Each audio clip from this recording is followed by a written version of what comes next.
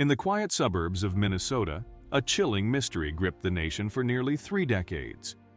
It began with the abduction of 11-year-old Jacob Wetterling in 1989, a case that would become synonymous with the heartache of missing children. But why did it take nearly 3 decades to unearth the truth behind Jacob Wetterling's disappearance? Let's find out.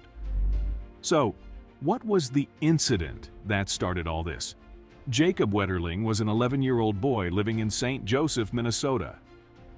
On the evening of October 22, 1989, Jacob, his younger brother Trevor, and a friend Aaron were riding their bikes to a nearby convenience store to rent a movie.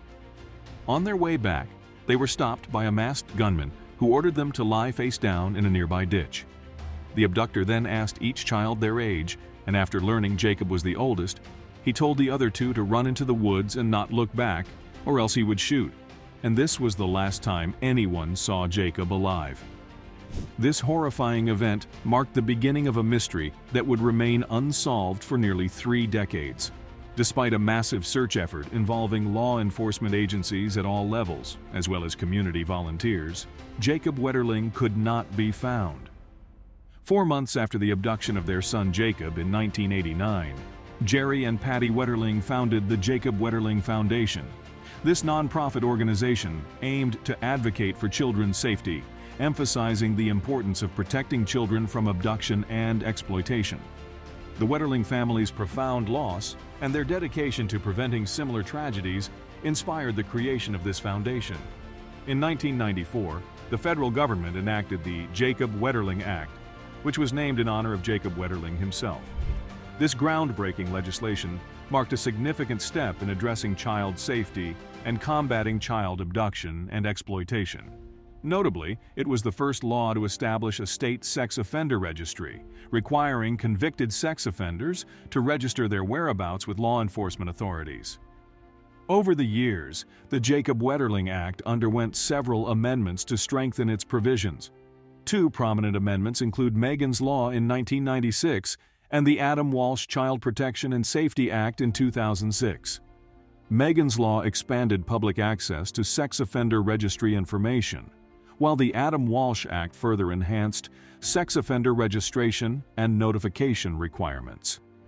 In 2008, the foundation founded by Jacob's parents transitioned into the Jacob Wetterling Resource Center. This center continued the important work initiated by the Wetterling family, focusing on educating the public about the methods child abductors employ and empowering individuals to play an active role in preventing child exploitation and abduction. Despite these efforts, the Wetterling case remained unsolved until September 1, 2016. On that day, a significant breakthrough occurred when the Minnesota Bureau of Criminal Apprehension discovered human bones in a pasture near Paynesville, approximately 30 miles from the original abduction site.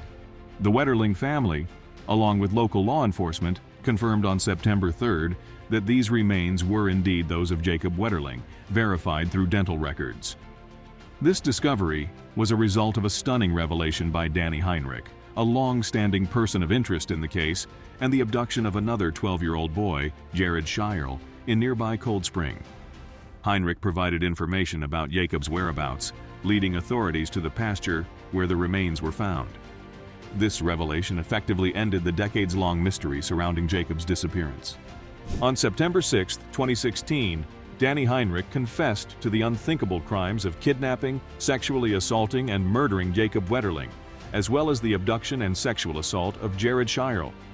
Heinrich's confession marked a grim resolution to a case that had haunted the nation for nearly 3 decades, shedding light on the tragic fate of Jacob Wetterling and the horrifying events that transpired on the night of his abduction. This revelation not only brought closure to the Wetterling family, but also led to Danny Heinrich's subsequent conviction and imprisonment. The case underscored the importance of continued efforts to bring closure to cold cases and hold perpetrators accountable for their crimes, even after many years have passed. One of the most significant aspects of the Jacob Wetterling case is the profound impact it had on child abduction investigations.